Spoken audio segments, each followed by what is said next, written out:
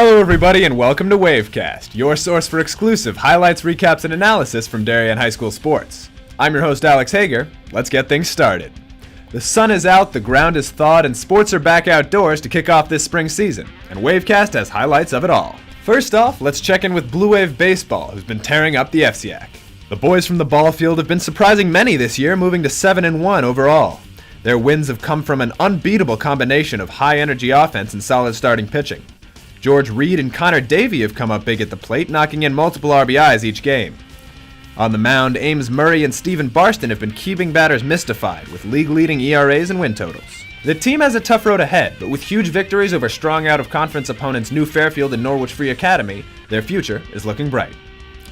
Now from one dominant team to another, let's check in with Wave Girls Lax. They've started off the season 4-0 in the FCIAC and 6-1 overall. FCIAC challengers are no match for the high-scoring offense, who in their first 3 games outscored opponents 59-4.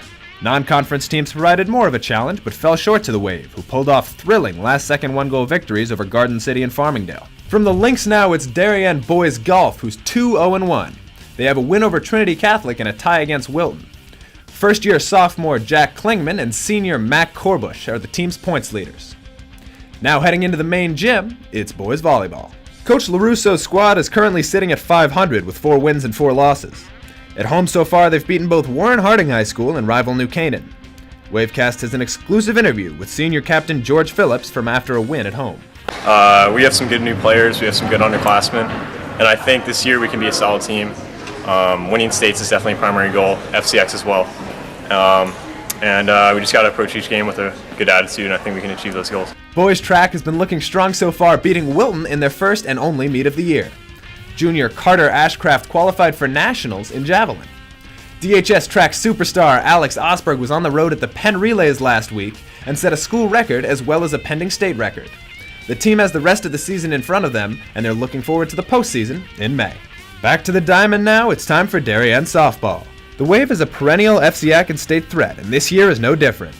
They have 7 wins so far, including a huge victory over an out-of-conference Massac team that hadn't lost in 2 years. Back to lacrosse now, let's see how the boys have been doing. Wave Boys Lax is undefeated, sitting in a tie for FCIAC first place.